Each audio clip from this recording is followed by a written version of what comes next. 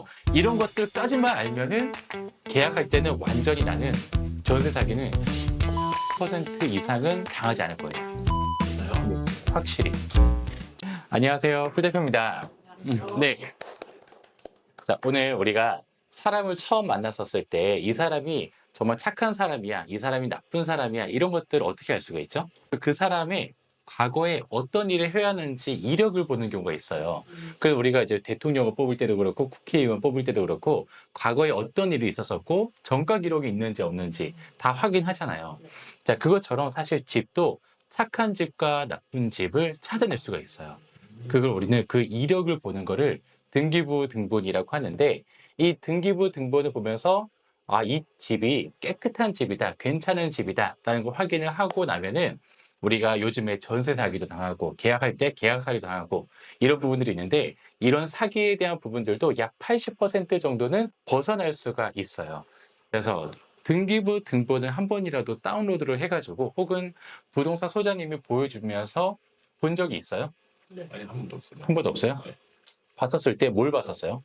이게 그 대출이라고 해야 되나? 뭐가 금전으로 잡혀 있는지 네. 그리고 집주인이 이제 바뀌었던 시기라든지 이게 음. 누구에서 누구로 바뀌었는지 네. 이런 거를 그걸 보는 이유는 뭐죠? 이 집이 안전한 집인지 만약에 대출이 있으면은 안전한 집이 아닌가요? 그건 아닌데 네. 보통 저희가 구할 때는 음. 혹시나 이 집이 경매로 넘어갔을 때 음. 보호받기 위해서 일단 대출이 어느 정도인지를 보고 그리고 또 이 집에 대해서 저희가 전세 대출을 보통 받아서 들어가려면 거기에 대출이 없어야 돼서 그래서 이제 주로 보게 되죠. 근데 거의 대부분의 이제 계약 중에는 대출이 있는 상태에서 계약이 진행이 되고 내가 전세 계약을 할 때 잔금을 주잖아요. 잔금을 받고 그 대출을 말소시키기 때문에 대출이 있는 상태에 계약이 되는 경우가 많아요. 그래서 대출이 있다고 해서 무조건 나쁜 집은 아니에요.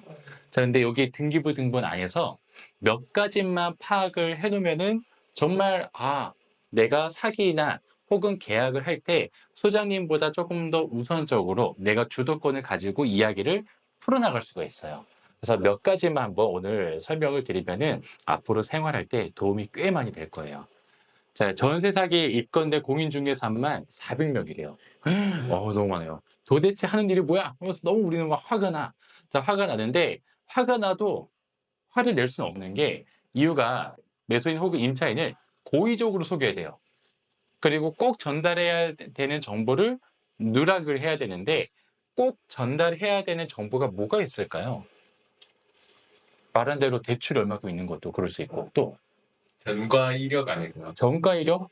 이 사람이 정가가 있다고 해서 집에 딱 계약할 때 그러니까 이제 같은 이제 전세 사기에 대한 전세 사기에 대한 이력. 네. 그렇죠. 블랙리스트로도 잡혀갈 수 있긴 하겠다. 네. 또 뭐가 있을까요? 근데 아마 소장님도 모를 거야. 이 사람이 전세 사기 이력이 있어. 그러한 정보를 전달을 하지 않았다고 한다면은 사실 소장님도 고의적이지 않을 수 있잖아요. 그러면은 여기에 대한 책임이 없는 거예요. 왜냐면 공인중개사법에 이제 법에 딱 정해져 있거든요. 이 고의 또는 과실이 들어가야 돼요. 그러면 고의 또는 과실에 의해서 내가 피해를 봤다. 그러면은 내가 그거를 소송을 걸고 싶잖아요. 내가 진짜 막 1억, 2억, 보통은 사기당하고 피해를 보면은 기본 1억, 2억이 나가는데 우리가 평생 모아도 힘든 금액이잖아요. 그래서 그 금액이 나가서 나 너무 화가 나는데 그거를 소송을 거는 사람들을 몇 명을 이제 TV에서 봤는데 고의 또는 과실을 본인이 증명을 해내야 돼요. 그러면 고의 또는 과실이 증명하는 게 거의 불가능해요. 그래서 지금 정부에서는 전세 사기 특별법 해가지고 어느 정도까지는 묶어주지만 이거는 전세 사기다, 이건 아니다, 이거를 분별하는 거는 거의 불가능하거든요. 그래서 그런 부분들을 우리가 애초에 들어가지 않게 하기 위해서 좀 찾아내려면은 계약서 작성부터 우리가 잘해야 된다. 그래서 저번에 어떤 프로에서도 계약서 작성을 하는 이제 사회 초년생들, 아니면 주부들, 아니면 이제 아버지들 해가지고 계약서를 그냥 하는 테스트를 했는데 거의 다 몰라요. 나이가 들어도 왜냐면 평생 2번, 3번밖에 안 해봤으니까 거의 다 모르더라고요. 그래서 이런 부분 딱 몇 가지만 알면 돼요. 등기부 등본 볼 때는 표제부라고 들어보셨어요? 표제부라 하면은 주소, 그러니까 요 땅에 있는 집이야 라고 이야기를 하는 게 이제 표제부고, 갑을, 병정 이렇게 쓰는 것처럼 갑구는 이제 소유자 이름, 소유자가 누구야 라는 거고, 을구는 여기에서 대출이 얼마큼 있어 라는 거예요.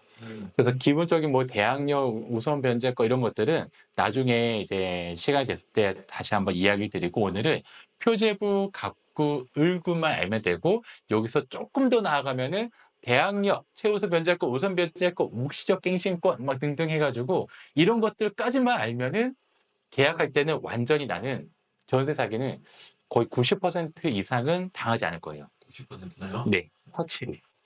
자, 표제부 같은 경우는 계약서 쓸 때 그냥 이걸 보면서 주소가 이거구나라고 해서 넘어가는 게 아니라, 표제부는 집합 건물의 주소랑 계약서의 주소가 같아야 돼요. 이거 당연한 거 아니에요?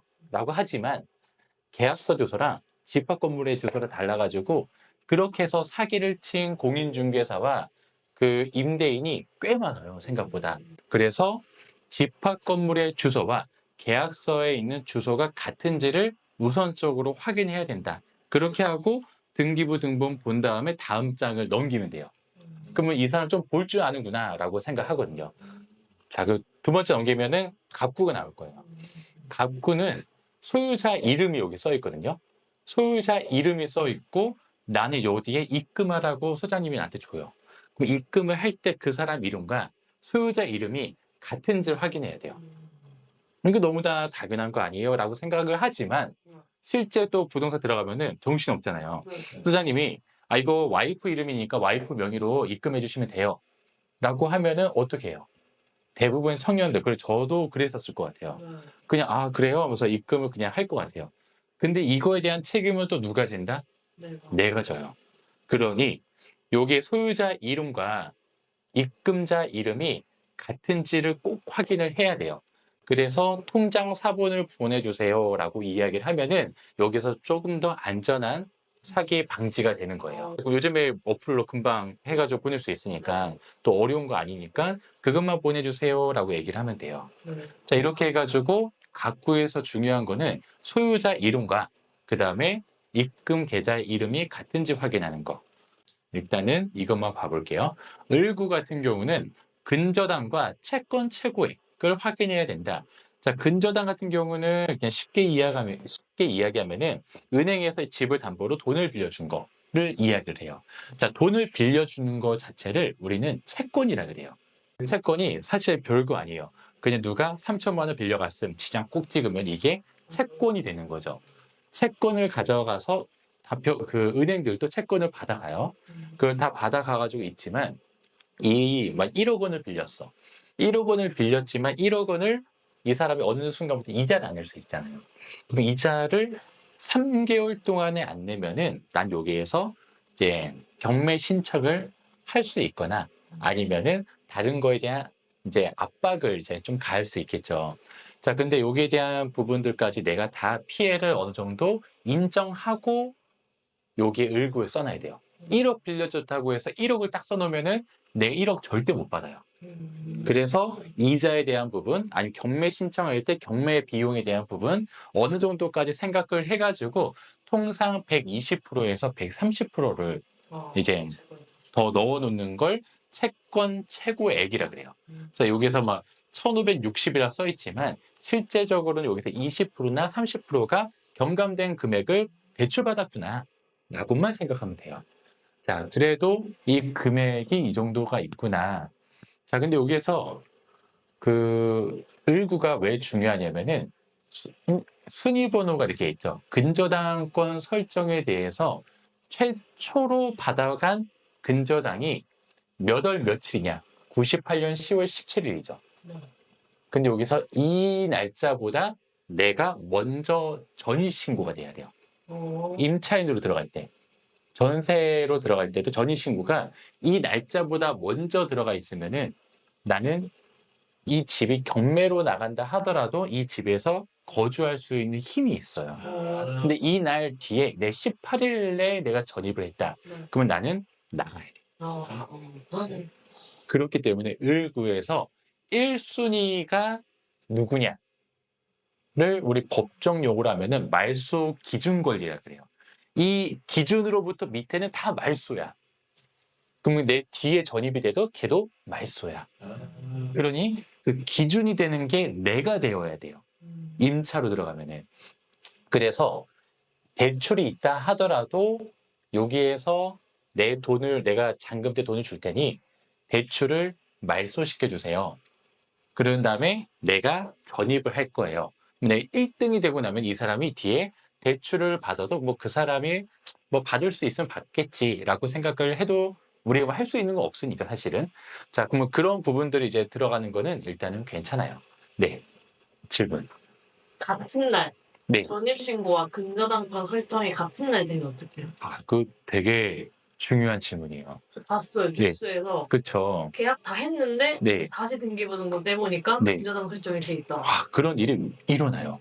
왜 일어나냐면 사실은 지자체에서 전입신고는 동사무소, 요즘은 이제 행정복지센터 해가지고 거기에서 전입신고를 해요. 근데 전입신고를 하면은 바로 이 전산이 바로 뜨지 않아요. 이 길이면 다음 날, 주말 끼면 월요일 날 00시에 내가 떠요. 근데 계약을 딱 해오잖아요. 하고 오전에 보통 계약을 해. 이사 때문에. 하고 이사 계약서 다 쓰고 그다음에 요게 그 등기부등본에서 일구 말소한 거 보여줘요. 그리고 나서 바로 은행에 가요. 대출을 받아요. 그러면은 대출을 받을 때는 일구 그거는 바로 떠요. 그래서 대출이 있고 나서 나는 없다라고 생각하고 계약을 하고 전입신고했는데 다음날 내가 뜨기 때문에 이게 먼저 그 다음날이 내가 들어가는 거예요. 같은 날 해도. 전산 처리 때문에. 예. 그런 것 때문에 지금 문제가 많이 생겨요. 자, 그러면 이걸 위해서 어떤 방법이 또 있을까요? 저 같은 경우는 제가 임차로 들어가서 계약을 할 때는 전날 임대인한테 먼저 동의를 받고 이렇게 이 길에 효력이 발생하니 저는 전날 계약서를 가지고 가면은 전입신고를 해줘요. 그런 방법 하나. 근데 가끔 무슨 소리냐, 우린 절대 안 된다라고 이야기하는 사람이 있어요. 그런 사람을 위해서 오후에 계약하면 돼요. 계약을 3시나 이 정도의 계약을 해놓고 나면은 이 사람이 은행은 4시에 마감이 돼요. 네. 그리고 대출해줘서 바로 되지 않아요. 자서라는 게 시간이 걸리기 때문에 이 시간이 필요로 해서 3시에 계약을 하면은 절대 못해요. 진짜 그래서 그 2가지 방법을 이용을 하는데 그냥 전날 해가지고 못하는 경우는 그렇게 뭐 안 돼요라고 할 이유는 사실 없거든요. 그래서 제가 만약에 추천드리는 거는 전날 전입신고를 미리 해가지고 다음날 계약서 작성을 잔금을 쳐라 라는 게 조금 더 유리할 수 있죠. 그래서 이런 부분들만 알아도라고 하지만 사실은 어려울 수 있죠. 근데 뭘 알아야 될지 몰라서 못하는 거예요. 그런데 지금 아까 표제부, 갑구, 을구 이 3개밖에 안 돼요. 이 3개만 조금 더 명확하게 인지하고 알고 가면은 아 그래 그 3개 뭐 보라고 했었었는데 라는 것만 기억하면 돼요. 나중에 내 계약서 쓸 때.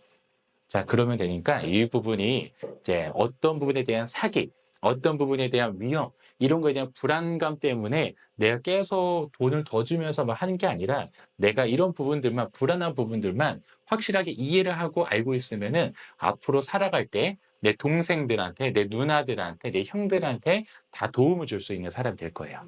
네. 진짜 이번 설명은 사회초년생들하고 청년들한테 너무 좋은 정보인 것 같아요. 아, 네. 네. 그 다음에 제가 또 내가 20대 후반때, 내가 30대 초반때 내가 두려워했었던 게 또 뭐가 있었었지? 라는 걸 한번 생각을 해보면서 다음 시간에 한번 또 이야기를 나눠보도록 해볼게요. 오늘 재밌었어요? 네. 네, 알겠습니다. 오늘 고생하셨고요. 저희 다음에 또 보도록 하겠습니다. 고생했습니다. 감사합니다.